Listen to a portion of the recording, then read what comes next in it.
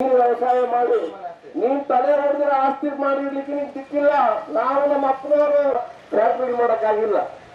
ಮಸ್ತೇನಹಳ್ಳಿ ಹತ್ರ ಹಾಳಾಗ್ಬಿಟ್ಟದೆ, ಮಾಲೂರ್ ಹತ್ರ ಹಾಳಾಗ್ಬಿಟ್ಟದೆ, ಚಿಕ್ಕಬಳ್ಳಾಪುರ ಹತ್ರ ಕೊಟ್ಟಿರುವಂತ ಜಾಗ ಹಾಳಾಗಿ ಹೋಗಿದ್ರು. ಎಚ್ಚೆತ್ಕೊಬೇಕು. ಪ್ರಾಣ ಹೋದ್ರು ಚಿಂತೆ ಇಲ್ಲ. ಈ ಭೂಮಿನಾಗ ಒಬ್ಬ 400 ಕೋಟಿ ಕಂತ ಒಬ್ರು, 700 ಕೋಟಿ ಕಂತ ಒಬ್ರು, 800 ಕೋಟಿ ಕಂತ ಯಾರು ಎಣಗಳ ಮಗ ಹಾಕಿ ದುಡ್ಡು ಬೇಕು ಇವ್ರಿಗೆ.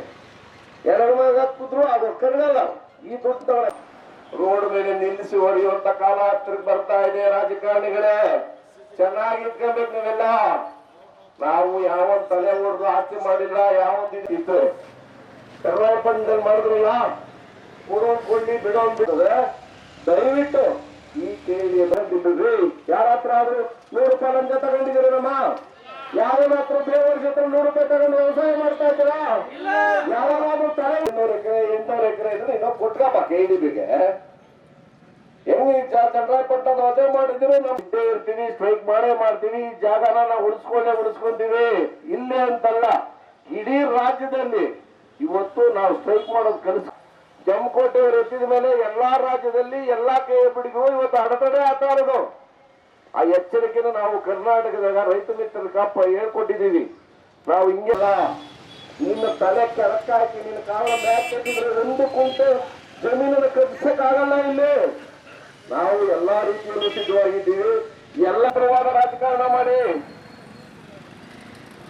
ಗಂಗಪ್ಪನವ್ರು ಈ ಕಡೆ ವೇದಿಕೆ ಮೇಲೆ ಬರಬೇಕು. ಇಲ್ಲ ಅಧ್ಯಕ್ಷರು,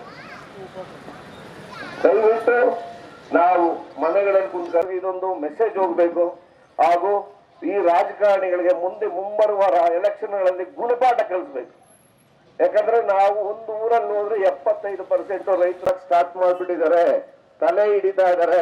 ಇವ್ರಿಗೇನಿದ್ರು ದುಡ್ಡು ಮಾಡಬೇಕು, ದುಡ್ಡು ಮಾಡೋದು ಎಲ್ಲ ಹೋಗಿರೋದು, ಏನೋ ಮಾಡೋದು, ಯಾವನ ಹೆಜ್ಜೆ ಹಾಕಬೇಕು, ಏಕೆ ಒಳಗಡೆ ಬರಬೇಕು. ಇವತ್ತಿಂದ ನಾವು ಇದು ಮುಗಿಯೋ ತನಕ ಇಡೀ ತಾಲೂಕು ಕೊಟ್ಟಾಗ ಹೆಂಗೋ ಇತ್ತು, ಅದನ್ನ ಕುಂಟೆ ಮುಚ್ಕೊಂಡು ಸಮಯ ಕೇಳಿಸ್ಕೊಂಬೇಕು. ನೀವು ವಿಚಾರನ ಯಾರೋ ನಿಮ್ ತಾತ್ನವ್ರು ದುಡ್ಡು ಮಾಡಬೇಕು, ದುಡ್ಡು ಮಾಡೋದು ಎಲ್ಲ ಹೋಗಿರೋದು, ಏನೋ ಮಾಡೋದು, ಯಾವನ ಹೆಜ್ಜೆ ಹಾಕಬೇಕು, ಏಕೆ ಒಳಗಡೆ ಬರಬೇಕು. ಇವತ್ತಿನ ಸರ್ವನಾಶ ಆಗಬೇಕು.